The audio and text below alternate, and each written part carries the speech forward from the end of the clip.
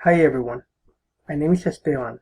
I did this video for my US History course at Wentworth Institute of Technology. My assignment was to do a video presentation regarding lessons learned from the American Civil War and how can we apply those lessons to modern world. The first lesson I will talk about is the presidential election of 1860. According to Boundless.com, Abraham Lincoln won the 1860 presidential election without being on the ballot in 10 southern states. Lincoln's victory triggered declarations of secession by 7 slave states in the Deep South even before he took office. By Lincoln winning the presidential election without being on the ballot for 10 southern states immediately triggered the declaration of secession of 7 slave states. What I find interesting about this situation is that it can happen again this year, hopefully without secession part. Lincoln was a third-party contender in the election of 1860. This year, 2016, we have Donald Trump for the Republican Party, Hillary Clinton for the Democratic Party, Jill Stein for the Green Party, and last but not least, Gary Johnson for the Libertarian Party. Imagine if either Stein or Johnson won the election. How would the states that did not have them on their ballot feel? Maybe a feeling of not being important to elect a president or with little to no power. The point is, I don't think any state should feel like this. I feel that all states should be given an equal amount of importance when it comes to electing a president. This could be one of the weaknesses of our electoral system. Perhaps we should consider using popular vote than electoral votes in the future. What do you think? Personally, I feel all candidates should be on all states' ballots. Also, I've always believed that the popular vote option makes more sense when it comes to picking a president.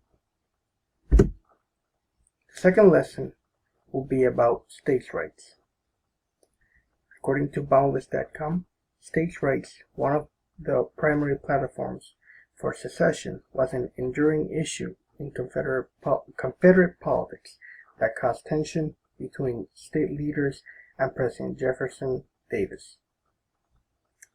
During the Civil War, Confederate states had several issues with President Davis due to state rights violations done in order to fulfill military needs of the Confederacy. For me, it's a bit ironic since the Confederacy was formed due to states in the South saw actions done by the federal government as states' rights violations. Currently, we have several issues that the federal government has been intervening. Some of these issues include gun control, gay rights, and health care. Do we really want the federal government dictating what should be done with these issues? Should we allow states to use their 10th Amendment right to decide? I personally believe the states should be allowed to take care of most, if not all, of these issues. I didn't see a reason why the president should have to issue an executive order to enable more gun control, or force the entire country to follow a certain healthcare system. Such actions promote future violations to the Constitution. For example, if we allow president powers to dictate gun control, what will stop the next president from dictating over our freedom of speech? The third and final lesson I will talk about has to do with Emancipation Proclamation. According to Boundless.com, the Emancipation Proclamation was an executive order issued by United States President Abraham Lincoln on January 1, 1863, during the American Civil War, using his war powers. It proclaimed the freedom of slaves in the 10 states then in rebellion, applying to 3.1 million of the 4 million slaves in the U.S. at the time. Even though it was used for a good purpose, Was the Emancipation Proclamation an excessive use of presidential powers? Well, the way I see it, slaves were considered property by its owners. When President Lincoln declared them free, he took away people's property without any compensation, and it was mandatory. What would happen if such powers were used today, for example with guns? How would gun owners react? Personally speaking, I believe no other president in the future should be given this much power, even if it is for a good cause.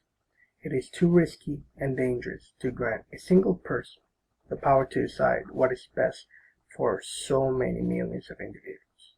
We should be grateful it was used for a good cause by Lincoln. At that moment, Lincoln could have ordered all citizens to surrender their legally owned guns to avoid future rebellions.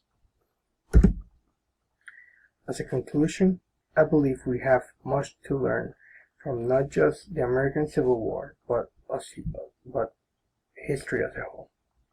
From the time period of the Civil War, I believe we should take note and not repeat what I believe was present in all these issues: division. We must do our best to not just satisfy a portion of the population, but benefit our entire population. I understand it is easier said than done, and that not always we will agree on the same arguments and ideas. However, as the civilized society that we are, we should be able to reach agreements that benefit us all.